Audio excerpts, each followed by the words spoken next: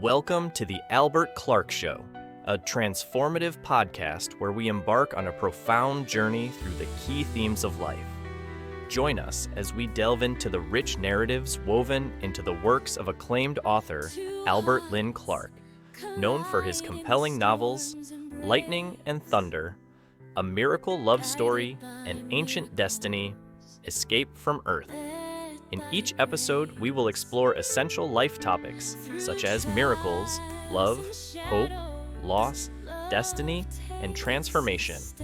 Through heartfelt discussions, personal stories, and insightful interviews with guests, Albert will guide us in understanding how these themes shape our lives and connect us to one another. Whether you're seeking inspiration, healing, or a deeper understanding of your own journey, this podcast is designed to resonate with your heart and mind. Tune in as we celebrate the currents of life that unite us all, illuminating the path toward love, hope, and personal growth. A testament of faith, a beacon of light.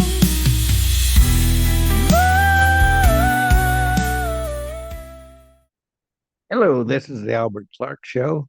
My word for the day is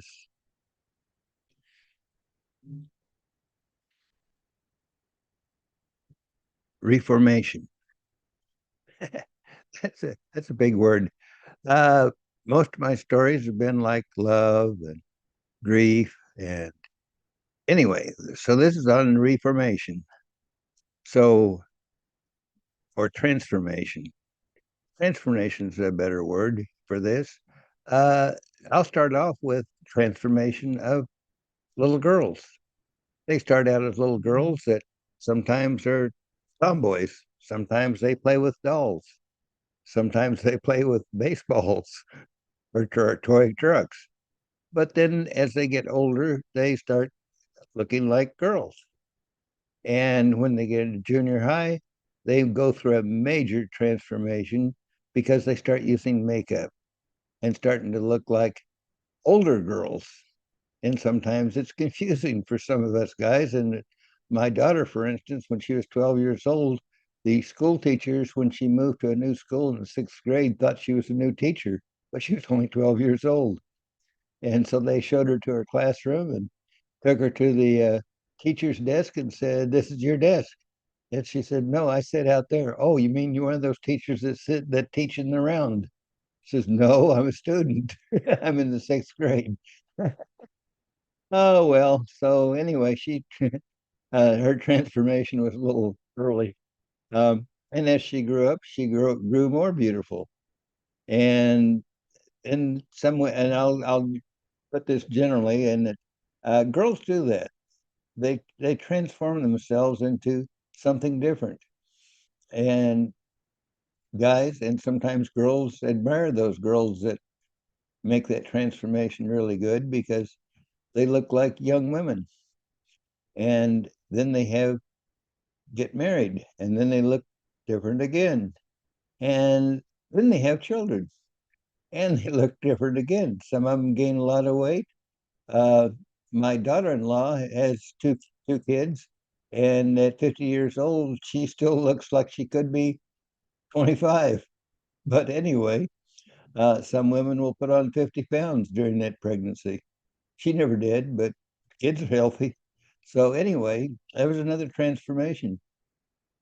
And then when they get older, again, some of them age well, and you can't tell how old they are. My wife lived to be age 72, and people accused me of robbing the cradle, even though she was 2 months older than I was, because she could have passed for 40, but she was 72.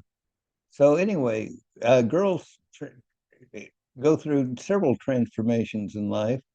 Now let's talk about little boys. Well, almost all little boys play with trucks and cars and balls and roughhousing and things like that. And then they go through a transformation where they want to beef up. So they try to put on weight and they try to put on muscles, and some of them do really well, and some of them end up looking like muscle men or Superman or whatever, but uh, some of them don't.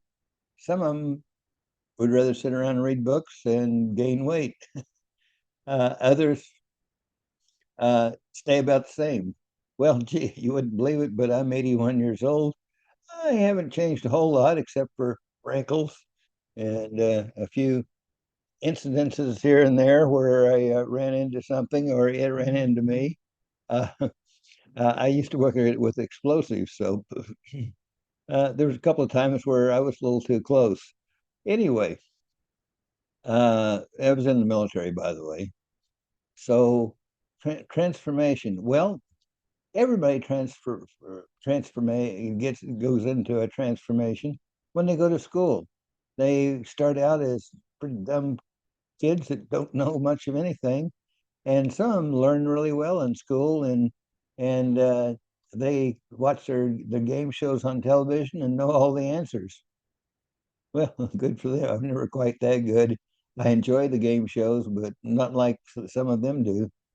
Uh, my daughter graduated from college in 3 years, so uh, anyway, she transformed herself from a young, beautiful girl into a young woman that had a good education. And then let's go back to the boys again. Okay, so some of them end up going into sports. They want to be a baseball player or a football player or a basketball player, or maybe they go into rowing the team boats. But girls do that too.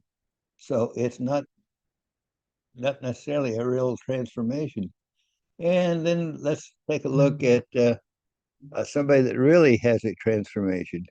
And that is the young people that get into drugs and alcohol, and they transform themselves from young young kids that may have a great future into drunks and alcoholics or druggies. And I've got a personal story that I know somebody very well that was a really good kid. He was an outstanding swimmer. If he had taken it seriously, I think he could have gone to the Olympics. He did go to the Junior Olympics several years in a row. And then he started college and he started drinking beer. And then from beer, he started not doing well in school, even though his IQ level was in the 140s, so he was brilliant. But he wasn't doing well in school because he was too busy drinking beer and not going to classes. So he ended up driving truck. He did like a lot of other truck drivers and started using meth to stay awake, get him a nice high where he could keep on driving for 36 hours straight if necessary. Well, that's not too swift. And then to wind down, he'd drink a few beers. So now he's a druggie and an alcoholic. And guess what? His girlfriend ends up as a druggie and alcoholic too. But they stick together and they have children, and he's doing fairly well, and she's working and doing fairly well. But then the drugs and alcohol started taking over, and before too long, they were spending the winters in Dempsey dumpsters because they couldn't afford an apartment or a house. So they were taking their two kids, two young boys, and sleeping in Dempsey dumpsters to stay warm. Where did they get their food? Same place. They had kept their food right at home in the Dempsey dumpster, whatever they could find, or going out behind restaurants when they closed to see what kind of food they could find in their Dempsey dumpster. Well, they managed to survive that, but continued getting into worse and worse trouble. And finally, he got caught for his third DUI and put in jail.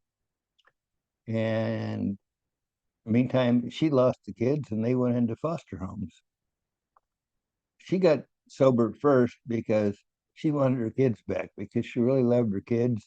She didn't have him because he was in jail. And she got her kids back. She got drug and alcohol free, and she got a job because it was required to get her kids back. And then he got out of jail and went to a halfway house, uh, which is basically like they call it Oxford House, which is nationwide for halfway houses for people that have had problems with drugs and alcohol. And they have a curfew at like 10 o'clock at night. They have to have a job to pay their own rent, their share of the rent and the share of the food. And they are not allowed to have any kind of drugs or alcohol, or they're kicked back out on the street to the Dempsey dumpsters again. Meantime, he has no driver's license. So he's riding a bicycle to work and a bicycle to for everything. And he gets back with his wife temporarily, but he had to be back to the Oxford House by 10 o'clock in the evening. So that wasn't much of a marriage or anything. But the kids are surviving. They're going to school now. She's getting welfare to buy groceries for the kids and living in a subsidized small apartment, which is not too good and kind of rough clientele living there. But she's surviving, and he gradually works his way. He finally finds a decent job for a company that hires a lot of people that had problems with drugs and alcohol, and they donate a lot of money to churches and things like that. Marvelous organization. And when there's a disaster somewhere in the local area of the state, they send their equipment out to help clean things up for free. And they're not charging the state or the local people. They go out with their front end loaders and trucks and haul off all the junk that is destroyed by the disaster. And they hire all these people that used to be on drugs and alcohol. Well, he works his way up. Pretty soon he's working on pipelines where he's going down and repairing natural gas pipelines, which can be pretty scary because the gas is running and he taps into them and cuts off the gas. And then he installs a new section of pipe with welding down in the hole with all the potential natural gas. Now, a couple of times he didn't do a good job of tapping off the fluid and got blown up out of the hole, but he didn't get injured, fortunately. And he did that for to the point of eventually he got good enough at it that people in other states were specifically asking for him to do something that nobody in their state could do as far as fixing natural gas pipelines.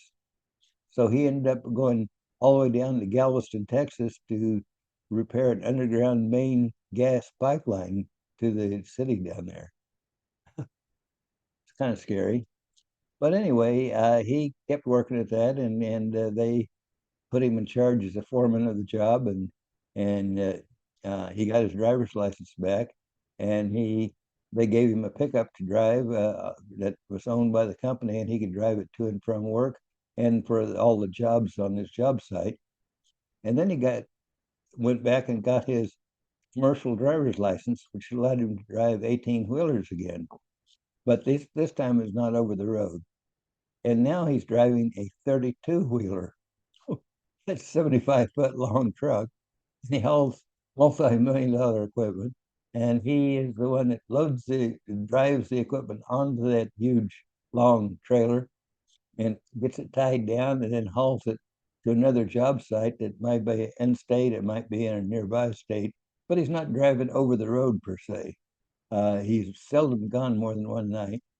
In the meantime, he gets married to his girlfriend along with their two kids, and he gets jobs for the two kids working at that place with him, even though they've never been in trouble for drugs and alcohol. But it's a good place to be employed because, for one thing, they have a church service almost every day. They have drug and alcohol classes where it's like an AA meeting, but at work. They require all their people that had drugs and alcohol problems to go to regular AA meetings, and it's marvelous. Uh, the church they were going to was getting old and run down, so they used company money and built a whole new church for the community. That's the kind of place it is. So again, he had multiple transformations. He went from a good kid with a good student and a good athlete to a drug and alcohol nothing.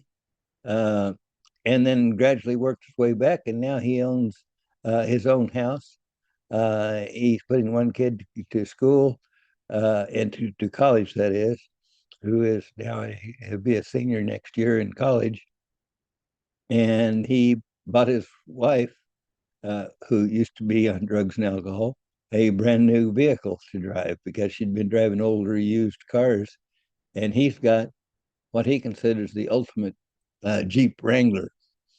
And it's not brand new, but he plans on driving it forever. It's unique, big tires, so forth. So he's transformed himself from a nothing, a zero, a zilch, a zip, into a with an upstanding citizen, driving multi-million-dollar equipment on a regular basis, and is absolutely critical to his company because he's the only one that can haul that equipment around. They don't trust anybody else to drive his truck.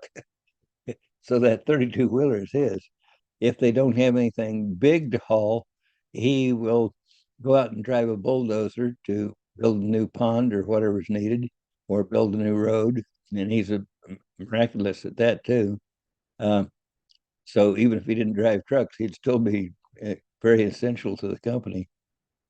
And he's now almost 50 years old. And he also still goes to Alcoholics Anonymous classes and teaches classes. He's also written 2 books on recovery from Alcoholics Anonymous. And he and his now wife have been over 10 years completely sober with no drugs or alcohol whatsoever and doing great. So he's definitely had a major transformation. So that's what we're talking about, transforming yourself into something else. Uh, Girls do it as they grow up. That's just part of growing up to be girls, I guess. Boys have a tendency to do that too. And some of them will, who are nothing, just having fun playing around in grade school, end up being engineers, inventing something new, or medical doctors. Uh, some girls even end up being medical doctors. A lot more are nurses, which some people would think is just as important as being the doctors. So, uh, transformation is an important part of everybody growing up. You want to transform yourself into something better. Eventually, as you get old, like me, you transform yourself into a retired person and you no longer have a job to go to. You don't have all the work friends and you don't have the work parties to go to. So you might become a hermit if you're, in fact, uh, my wife died 9 years ago and I've been somewhat of a hermit since then. So, but hopefully I have transformed myself into a hermit. I still get along. I still have friends. I have female friends. They're not girlfriends because I still love my wife, who's been dead for 9 years. But I really can't get enthused about anybody new. But I do have friends that call me on a regular basis. Uh, I have girlfriends that call me up to tell me their problems, and because I'm a good listener. So I've always been a good listener. I've never transformed myself into something else. When I was in college, when girls would break up with their boyfriends, they'd come by my apartment to commiserate or tell me their problems. And they might hang around till 2 or 3 o'clock in the morning and then they go back to their dorm room or whatever. And a few weeks later, that same girl will be back, broke up with another boyfriend. Anyway, so now I have 90-year-old women calling me up to say that they broke up with their boyfriend. Oh, well, anyway, so that's how it goes. Uh, we want to strive for transformation. We want, if we're doing something bad. If we're doing good, then we're just glad we don't have to transform ourselves again. But we always have to keep transforming ourselves. Um, Write a book, uh, work in a church, do self-help projects for other people. and you transform yourself into somebody greater that's willing to donate their time and energy to help other people. So I'm not sure what else to go on. What this works out to is they give me a word, and I try to fill up the show by talking about that word. My first one went way over the limit, and my first podcast was miracles. I have had miracles throughout my life, some which transformed my life, uh, some saved my life. Uh, just like I got a few wounds here and there, and damaged ear and so forth. But I lived through it, and I'm healthy. Um, then I have another The next podcast was on love. What is love? Well, I love sausages and eggs and pancakes for breakfast. I love a bit of bacon too. Uh, but that's not true love where you love another person, normally of a different sex, that you're willing to do any and everything for them and want to be with them at all times. That's love. Uh, and then we have grief. So, something I went through when my wife died 9 years ago. And I can talk about grief. There's a lot of grief. Almost everybody that's ever had a dog has that dog die because they live 10 to 15 years, usually, sometimes will live to be 19 or 20, but they don't live as long as people. So you're going to have grief when that dog dies, or the cat dies, or your horse dies, because none of those live as long as people do. So we're going to have grief. Our parents obviously aren't going to live as long as we do because they may be at 20 or 30 years old before we're born. So, well, I'm 80. My parents would be 115 because they had me kind of late. I wasn't the first kid. So we have grief when friends die, when family dies, when your dog dies. That's grief. And then we have hope. Well, hopefully we always have hope. Gee, I hope I have a good morning tomorrow. I hope I live tomorrow. I might keel over before I go to bed tonight, but I hope I will still be around tomorrow to see what happens. And I hope for world peace. I hope for everybody to have everything they need in life, enough food, housing, whatever. I hope there's no more war in the world, but that's kind of hopeless because there's always going to be war. And I hope the United States stays strong enough that we never get defeated in a war. And so there's a lot of hope there. And now I'm working on the word transformation. I don't know what my next word will be, so I can't tell you what my next podcast is about. I might have guests on the show at some point in time, but so far it's just me talking to you and hopefully passing on some good words to you, one word at a time, and whatever's behind that word so you understand what that word really is. So anyway, that's all for tonight. That's my transformation word. So good night, goodbye, and watch my show. Bye. Lightning